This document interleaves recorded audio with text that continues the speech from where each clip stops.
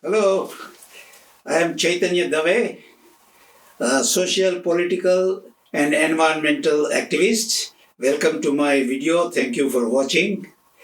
Today's topic is capitalism, communism, or socialism. Which is better? Many of us in democracy or so-called democracy, we live under capitalism.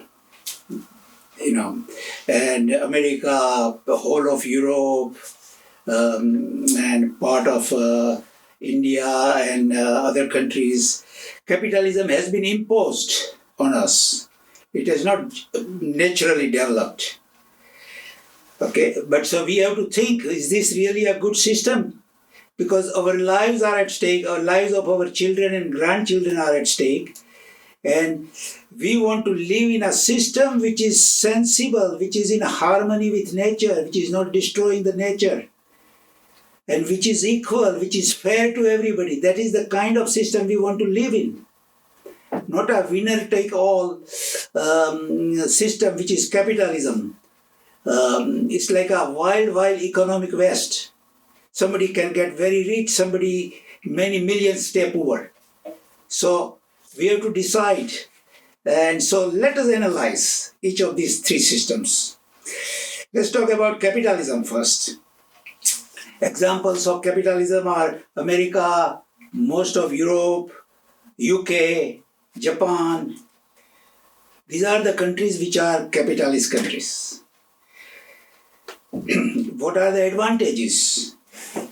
Well, rapid progress under capitalism. Because these giant corporations go all over the world and extract resources and produce products for profit. High tech, lot of research like it is in America. Granted, lot of rapid progress in America, lot of research and innovations in high tech industry. Rising GDP, gross domestic product, rising fast over the last several decades. It has gone up many times. So there is rapid progress under capitalism. But what are the disadvantages? Let's talk about that. At the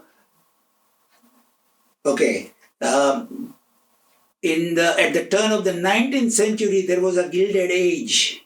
Robber barons ruled this country. Carnegies, Rockefellers, and others. They monopolized the economy. They kept the wages stagnant for the workers, and they bribed our politicians in America. So whole thing was converted to their benefit. The laws were passed for their benefit. And now, unfortunately, we are also living in a second gilded age. Believe it or not. The super rich and the billionaires, they are controlling our economy. They are keeping the wages stagnant. Since 1968, the wages had been stagnant for the workers. Even the economy has grown up many times more. And they have bribed our politicians for every elections. They put millions of dollars, actually billions, give it to various political candidates. I was in Sweden a few years ago, and we took a tour of the parliament, and I asked the lady who was the guide that how many lobbyists you have. She says, what lobbyists? We don't have any lobbyists. They are not allowed. In America, thousands and thousands of lobbyists are roaming the halls of Congress with cash in their briefcase, bribing our politicians every day. And lobbyists are bribing, they are very active. So that is what capitalism gives us. Capitalism has created massive inequality within the nations and between the nations. In America, that is huge. 26 in the world now, 26 richest individuals have more wealth than half of the world population, that is 3.5 billion people. Think about it. And capitalism is global. Okay. 1% of Americans, rich Americans, own 40% of wealth in America. 0.1% of richest billionaires, they own as much wealth as 90% of bottom Americans. Bottom 90% of Americans. What an inequality. What kind of a system that offers such horrible inequality? For example, the second richest man in America, Jeff Bezos, he makes $47,000 a minute. Average worker in America makes that much in a year. And he makes median worker with a BS degree in America will make $2.2 million in his lifetime. Jeff Bezos makes that in less than 15 minutes. Think about that. Elon Musk, the CEO of Tesla Corporation and SpaceX, his wealth has surpassed $200 billion last year. And average worker, median worker in America will make that much in 4 million years, according to Labor Secretary Robert Rice. This is the kind of inequality that exists today in America. Capitalism has created an ocean of poverty around the world, and especially in America, with few islands of extreme wealth. There are 40 million people poor in America, and 17 million people are in deep poverty. As of 2018, 93.6 million were close to poverty, and 14 million Americans didn't have enough food to eat. 1 in 6 children go hungry. Several million children experience homelessness in America. There are hundreds of thousands of homeless in America. Okay? Our richest country in the world. Think about that. So, capitalism has created a massive inequality which is very dangerous. When you have millions of poor living side, and there are few very rich people, there are crimes, looting, robbery, murders, rapes, because poor people are suffering.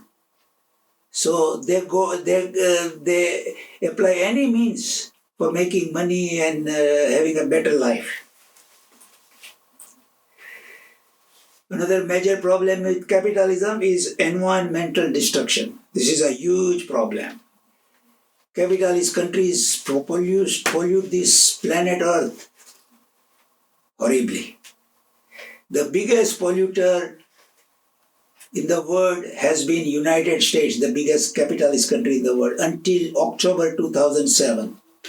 After that, the powerful communist country, China, the biggest economic country, China, has taken over. Now China is the biggest polluter and America is second biggest. But cumulative pollution, the credit goes to America. America has created huge pollution over the years in the world. And so are European countries and also Russia. But America is number one in that. For example, giant corporations go all over the world, extract resources of the world, exploit their labor, and in the process pollute the land, the water, the environment, the oceans, the rivers, the lakes of those countries, make billions of dollars of profit and come home without repairing the pollution that they have done. For example, Chevron Corporation a few years ago went to Nigeria, extracted millions of gallons of oil there and heavily polluted the waters and areas of Nigeria, dumping millions of gallons of toxic water and left. And the people of Nigeria remained as poor as before. And this corporation extracted billions of dollars of profit there. Same Chevron Corporation which bought over Texaco, they were in Ecuador several years ago, extracting oil, and in the process they dumped millions of gallons of toxic water and oil in the Amazon forest, in the rivers and lands, over there, destroyed lives of thousands of native Indians over there, and left without repairing any damage that they did. Ecuadorian government sued Chevron and won the judgment for $9 billion, but they never paid. They came back to America and then, the whole thing, they refused to pay. They get away with this. Canadian mining companies go to Peru and extract, the gold and what have you, the metal there, and have polluted vast areas over there. These are just the few examples. There are many all over the world. Not only American companies, but European companies also. Even Chinese companies, they go. But especially the giant corporations in America and Europe. They are polluting the world. Huge pollution. There is a huge plastic pollution by these corporations. Pepsi, Coca-Cola, Nestle. They manufacture billions of plastic bottles for selling their drinks, and people naturally throw them away. And millions of tons of these plastic bottles find their way in the ocean. Over the years, they get crushed into small pieces, and the sea creatures unknowingly swallow them and die by the millions. The fish, the whales, the turtles, and other ocean creatures are dying by the millions. World fish population is reduced to half, and the barrier reef has been bleached. 50% of barrier reef is and other reefs are destroyed. They have been bleached because of the acidity in the water created by capitalist countries, basically. So another thing they do under capitalism, they outsource. When the economy is opened up, WTO and all that, all these giant corporations in America, they dump their workers, the American workers, they laid them off and went to poor countries like Indonesia, China, Brazil, Bangladesh to produce their products at very cheap price and exploit their labors and the resources. That is what capitalism does. They have no loyalty to their own country or any country. They have only loyalty to their shareholders and to their profits.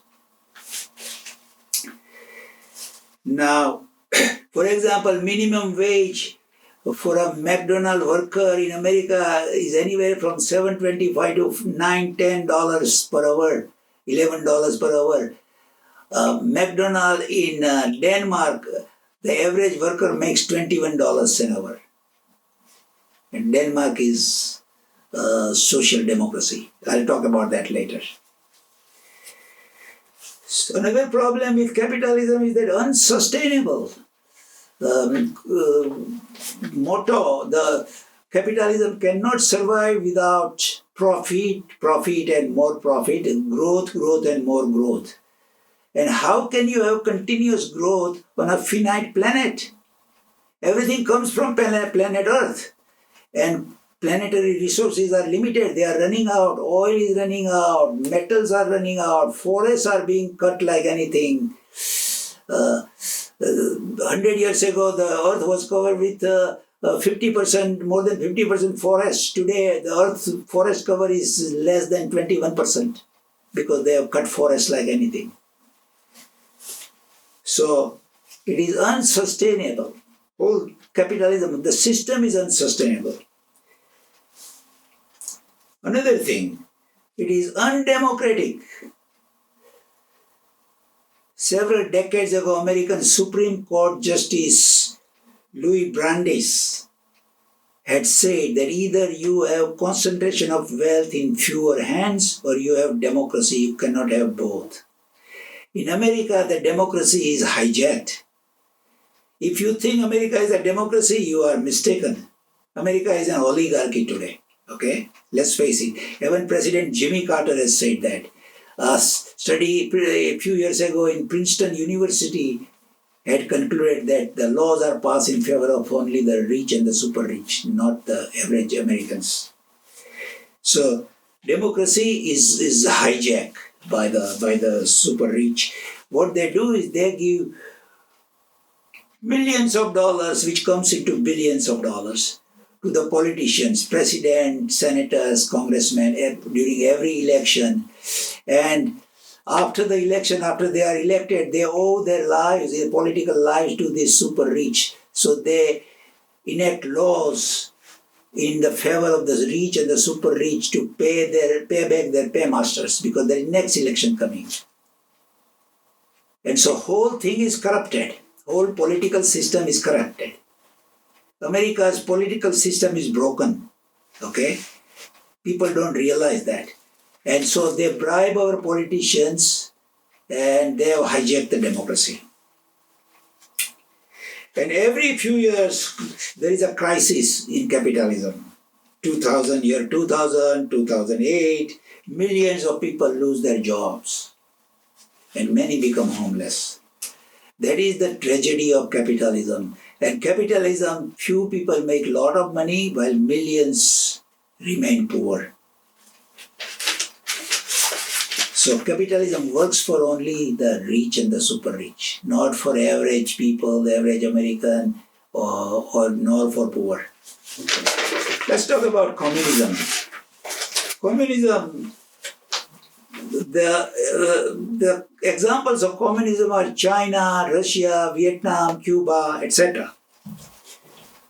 What are the advantages? There is rapid progress under communism because there is no opposition, only single party rules. Whatever party decides goes. There is no opposition.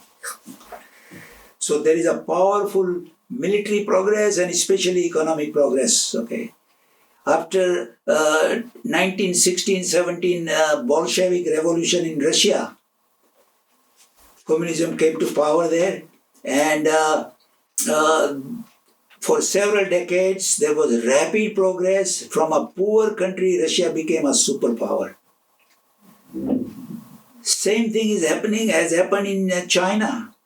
China was a poor country. And then they opened up their economy. Yes, they adopted several things of capitalism. And since late 1970s, they adopted part of capitalism, opened up their economy, and with no opposition, they became very, very powerful economically. China became the second largest economy in the world after America. Rapid progress. Yes, they lifted about 800 million, more than 800 million people out of poverty, yes. But there are other disadvantages. Let me talk about that. Government owns everything, almost everything. Okay? Government is the ruler, okay, and that is the Communist Party. Communist Party is the dictator. Whatever party says, does, goes. People have no freedom in communist country. There is lack of individual freedom, period. Limited individual property rights. Government owns everything, and that is the Communist Party. There is a dictatorship by the Communist Party, okay? It is highly undemocratic. For example, in China, they are destroying the culture and the lives of millions of Uyghurs who live in western part of the China. Okay. This can happen in communist country only. People, if they oppose the government, they disappear. They are gone, never heard of later. And another major problem with communism, it is also creating environmental destruction. America had been the biggest polluter in the world until October 2007. Then China took over. China is the biggest polluter in the world, goes to many countries and extracts resources like capitalism and pollute the other nations. And China itself is highly polluted. I was in Beijing in 2003 and you could not see far. There was so much pollution there. Out of several countries, most polluted cities of the world, China has several highly polluted cities. They are destroying the environment, there is no question about that, because of the economic progress they are doing. China uses more cement, which is a highly polluted system to create cement, than rest of the world combined. And China is the biggest giver of subsidy to fossil fuel companies. Every week China has been building up coal-powered fuel plants, coal-powered plants to create electricity. Of course, now they are also producing a lot of windmills and the solar panels. But overall, nobody wants to live in communist country because there is no freedom. Let me talk about socialism or democratic socialism or social democracy. Examples are, best examples are Scandinavian countries. But there are other countries like India, South Africa, Kenya. They are socialist countries with freedom. Disadvantages are there is a slow progress in socialism or social democracies because there is opposition, there are democracies, so a lot of things have to be taken into account. Now, what are the advantages? Advantages are that there is solid democracy. Socialism is not socialism unless it's democratic. And at work, in capitalism, there is no democracy. Board of directors, whatever they say, a bunch of a dozen or 2 dozen people, that goes. They decide the fate of the workers. They can fire the workers at any time. And workers can lose their livelihood instantly. Under socialism, that doesn't happen. There are laws. You cannot fire the workers. Just like that. And there are cooperatives. Many cooperatives. Worker-owned cooperatives. So they own the business. Profit goes equally distributed to workers. And there is universal health care, free school, free college, strong safety net under social democracies. I'll talk about it later. The ideal democracies. Ideal social democracies. Equality, there is a lot of equality. There are few rich people and few poor people. Most of the people are making good wages, good money, and are happy. High wages, strong unions in social democracy. Okay, so these are the major advantages of socialism. Union strength is very high amongst several socialist countries. For example, I'll talk about that later, but let me give you some examples that union strength is very high because the unions bargain with the employers and get best wages. I'll cover that a little later. There is more freedom. There is freedom from exploitation of the poor and the middle class, unlike in capitalism. It is more democratic. Outsourcing is outlawed. Germany has outlawed outsourcing except Sweden. Other countries, Scandinavian countries, have outlawed outsourcing.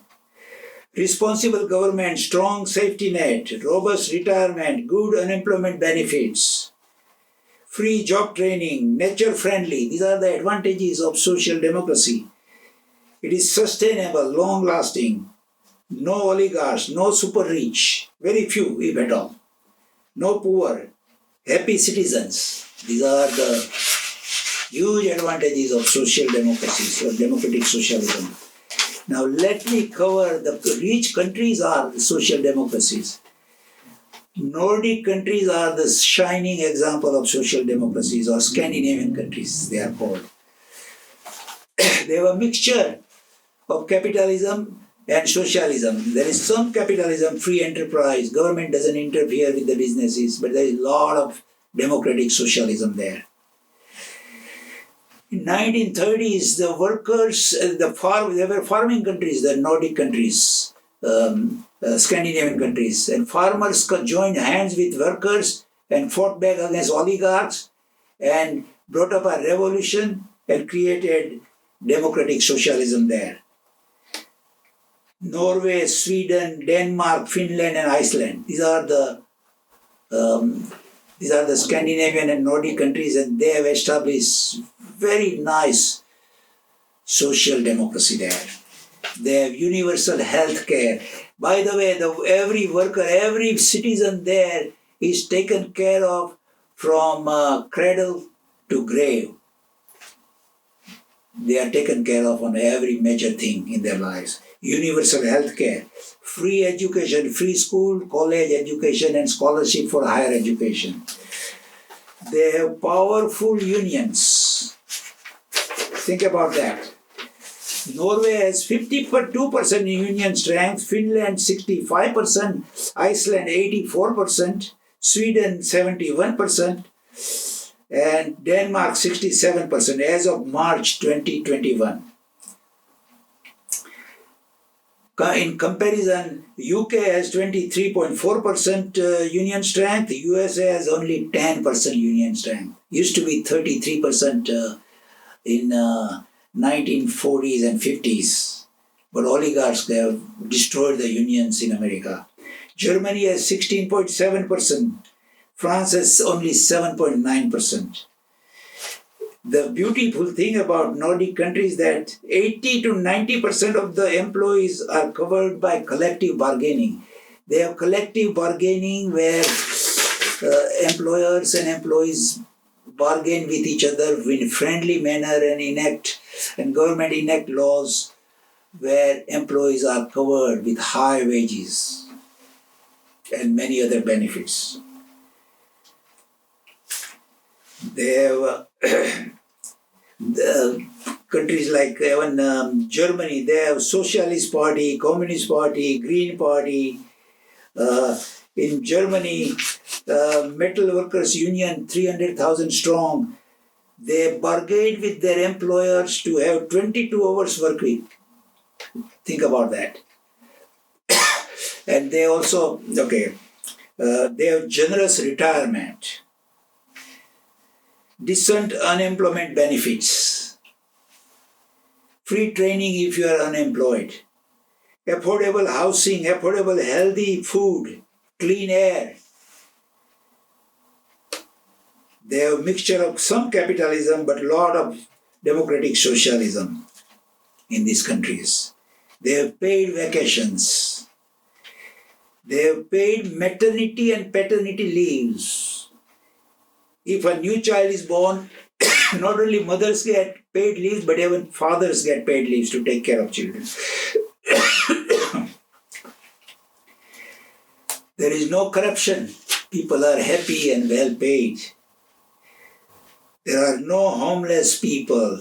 And there is gender equality over there. And they have the industries which are in harmony with nature. I was in Denmark a few years ago and I saw hundreds of windmills, offshore windmills in the ocean.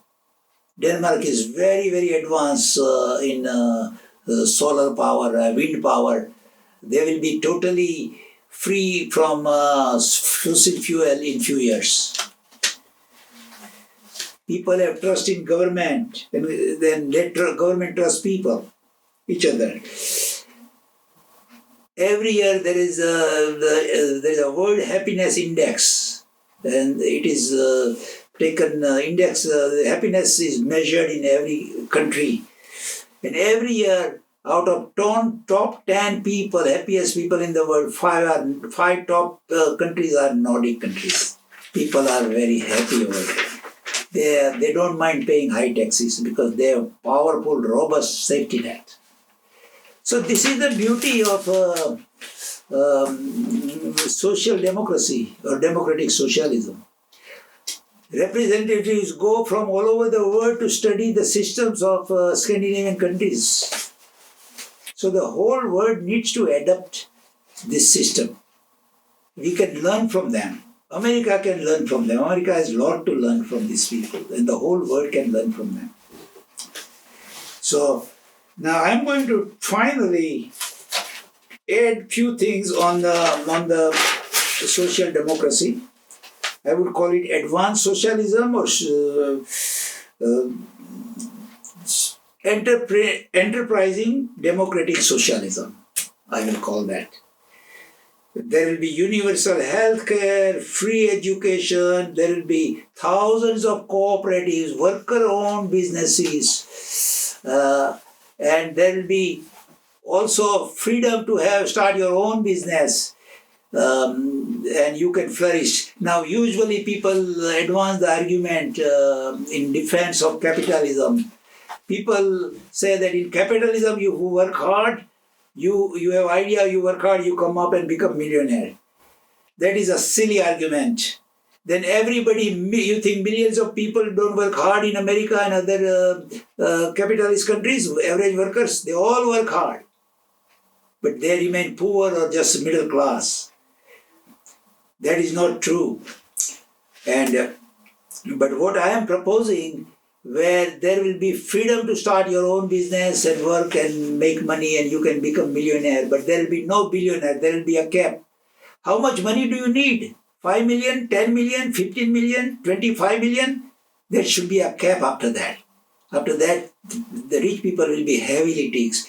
Today, rich people, super rich, pass their billions to their generations, to their offsprings, and they again make a lot of money and then they pass on to further. In few decades, in America will be owned by few dozen families totally, because there is the wealth tax is not there. There should be a wealth tax of 2%, 3%, like Elizabeth Warren had suggested. And like Bernie Sanders says, there is no place for billionaires in the society today. So this will be an enterprising democratic socialism. There will be unemployment compensation, powerful, robust retirement, strong unions, high taxes. There will be thousands of small businesses. Government will become partner on a major business. The government will put the money in, say, manufacturing railways or aeroplanes or things like that. Major industry, the government will be partner and the workers will be partner. And the profit will be distributed to government and the workers, and the 10% in these cooperatives will be given to the society. So there will be job for everyone, free school, free education, high taxes but progressive taxes. In America in 1950s, taxes were 91%. They have reduced, every president reduces it. Today is 21% for corporations, 28% for the individuals, etc. There will be no tax haven permitted. Trillions of dollars are the super rich, they transfer their money to tax havens, Sweden and Caribbean countries, etc. They have no loyalty to the country of their origin. Well, in this democratic socialism, you will not be allowed to take out your money outside, to park your money and avoid taxes. And by the way, in capitalism, capitalists avoid taxes. More than 100 major corporations pay no taxes. Jeff Bezos, who is the second richest man in America, paid 0 taxes in 2007 and 2011. My gardener pays more taxes than super rich in America. So think about that. They get away with paying no taxes. So there will be progressive taxes in the social democracy. So, and the banks will be publicly owned. There is no need for private banks. Why should banks be for profit? They should be in the business to give loan to people. So that is the kind of system I am suggesting. There will be no billionaires and there will be no poor people, and everyone will have, there will be a lot of equality, and the people will be happy and people will be taken care of. And that is what the world needs. Enterprising democratic socialism, friends. Think about that. And if you like what I said, then please share this video with all your contacts, and please be a subscriber to my video talk for future videos. Thank you very much.